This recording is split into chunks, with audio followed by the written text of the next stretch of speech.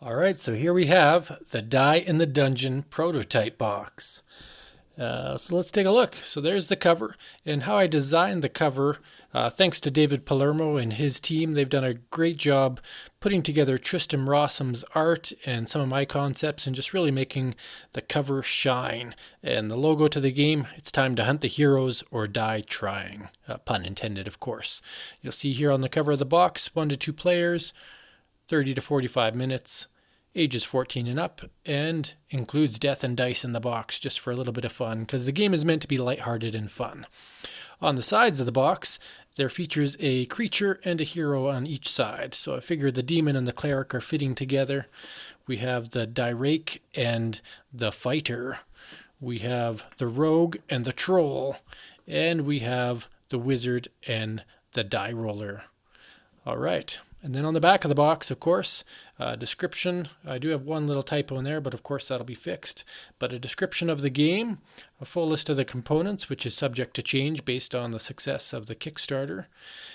Quick how to play for someone that picks up the box or looks at the back of the box on the Kickstarter feed or whatever, and can see that. And then, of course, it's always nice to have a visual of the game layout, or at least pieces of it.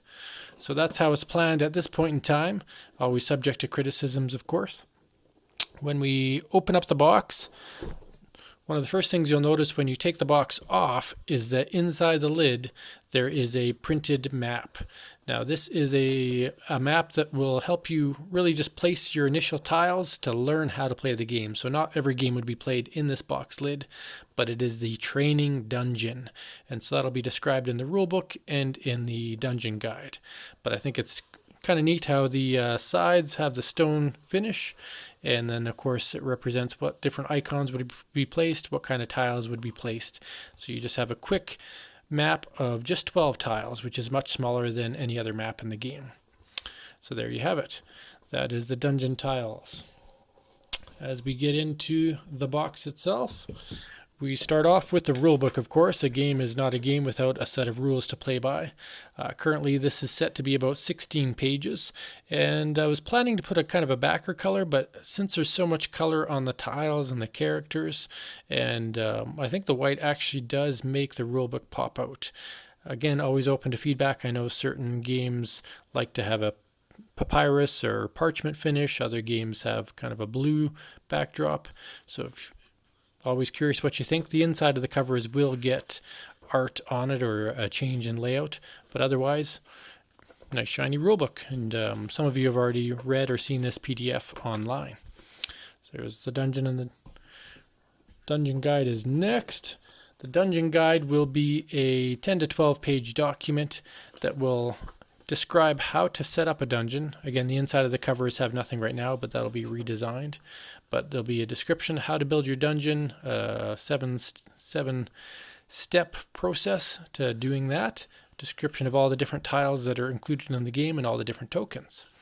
And then as you flip forward, you'll see that the rookie map, the Dominions map, we'll be including the training map in here as well, early buffs, the grid, and the Flood of Heroes. Those are all the ones that are designed at this point. So I've got the first 5 maps designed, and then 6, 7, 8, and 9 will be coming prior to the game being published, of course.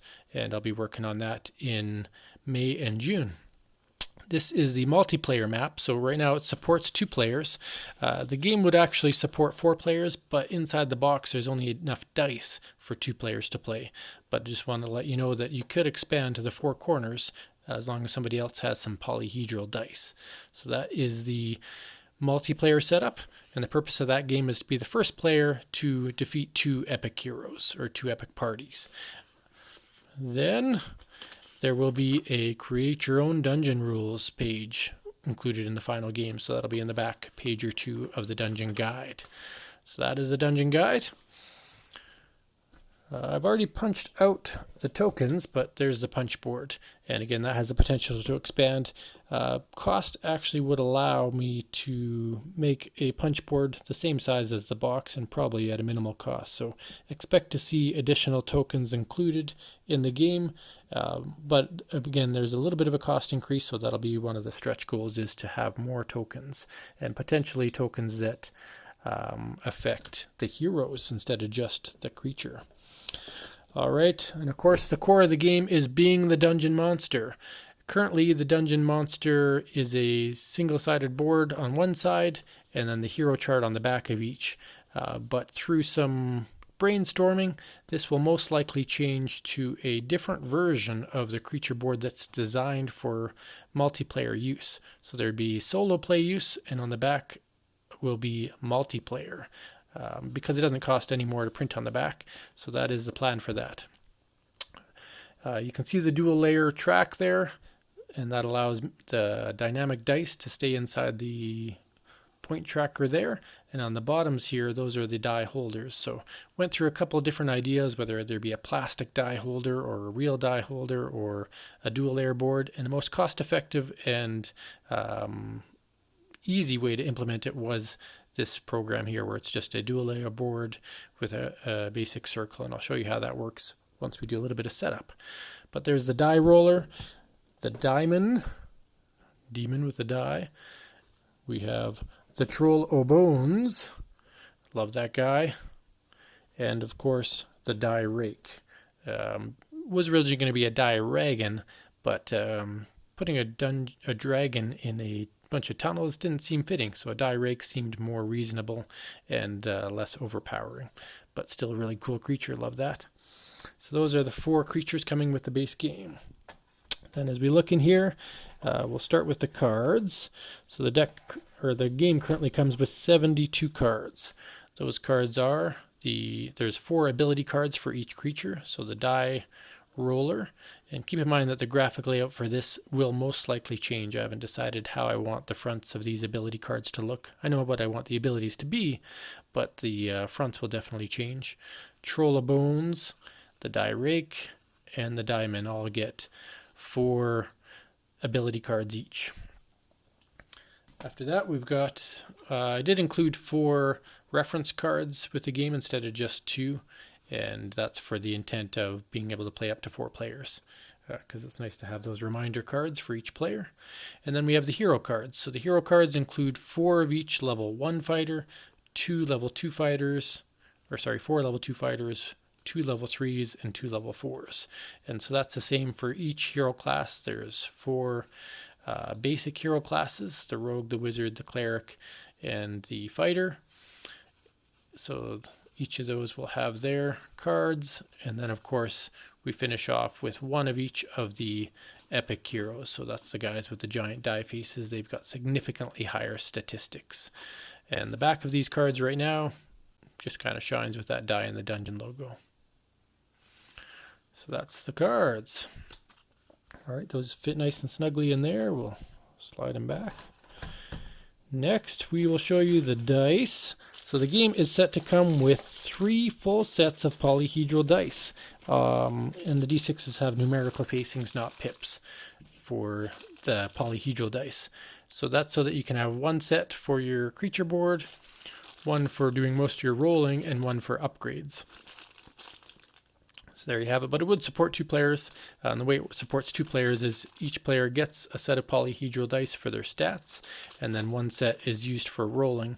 And if they upgrade, then they will just have to roll the dice that are on their stat board for upgrading purposes.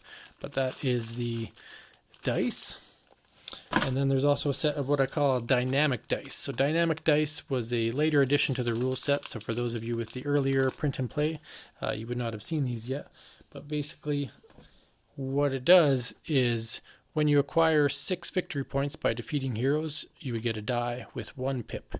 When you defeat 12 victory points worth of heroes, you will get a 2 pip die, and it'll progress through the track. So the dual layer board keeps those in place. And you can use those pips to modify any die rolls you make in the game until you run out of pips on them. And so once you get to 36, you'll get a nice 6 marker, and that one could be used 6 different times, or you could use 3 at once or 4 at once, whatever you end up deciding to do. But either way, that is the dynamic dice that come with the game. And there are 6 of those. The reason there are not 12 of those, because in multiplayer mode, dynamic dice will only be used for the first 3 spots.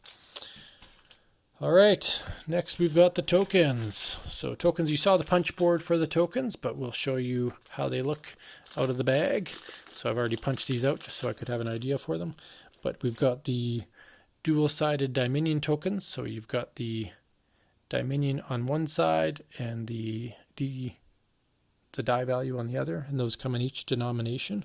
So example, the D8 is Diante, etc., etc. We've got the ability tokens, and of course the way the epic party tiles are identified is with die in the dungeon tokens. So it's just a double-sided die in the dungeon, helps get the logo on the game, and they go right on the tiles to represent where the epic heroes are, because you're always going to know that in the game. Next, we'll show you the tiles. So there are currently planned to be 60 tiles in the game, and those are going to come in different formats, whether it's single-sided or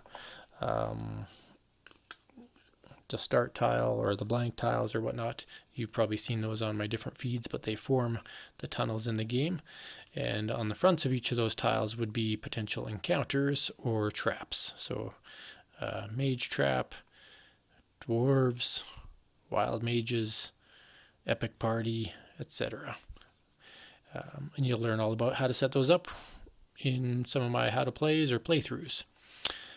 You can see these ones do have a gloss finish, and that was a recommendation from the manufacturer, as it does extend the life of the tiles or makes them more durable, but that may or may not change based on feedback.